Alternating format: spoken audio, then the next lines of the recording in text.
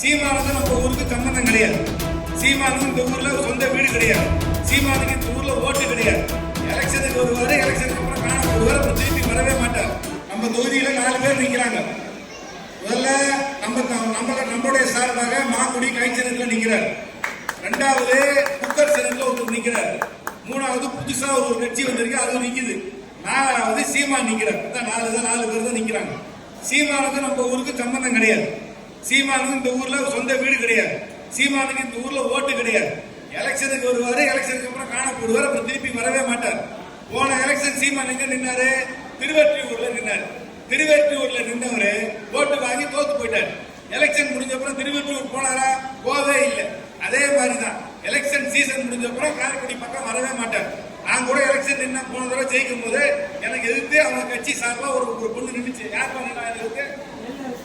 எழிலரசின்னு ஒரு பொண்ணு நின்றுச்சு. அந்த பொண்ணு வந்து எந்த ஊரு?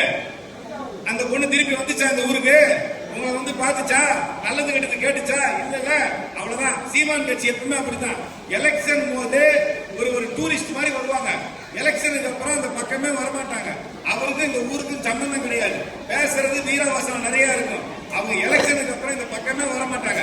எலெக்ஷன்ல ஜெயிச்சாலும் தோத்தாலும் உங்களோட நிற்பவர், தேர்தலுக்காக மட்டும் உங்களோட வராதவர், உங்களோட நிற்கிறவர் நம்மளுடைய வேட்பாளர் மாங்குடி, அவருக்கு கைச்சனத்துல போடுங்க. சீமான் வந்தாருன்னா நல்லா செட்டிநாடு சாப்பாடு போட்டு பிள்ளையார்பட்டிக்கு அனுப்பிச்சு விபூதியை போட்டு திருப்பி அனுப்பிடுவோம். நல்லா நம்மளோட விருந்தோம்பலை பண்ணுவோம். நம்ம ஊருக்கு அவருக்கு சம்பந்தமே கிடையாது. அவரை பார்க்கணும்னா கூட நீங்க ஹோட்டல்ல தான் போய் பார்க்கணும். அவருக்கு வீடு கிடையாது. இந்த ஹோட்டல் லிஸ்ட்ல அவர் பேர் கிடையாது. இந்த ஊருக்கு அவருக்கு சம்பந்தம் கிடையாது. நம்மளோட விருந்தோம்பல் மாதிரி வந்தவரை நல்லா திருப்பி அனுப்புறது நம்மளுடைய வேலை.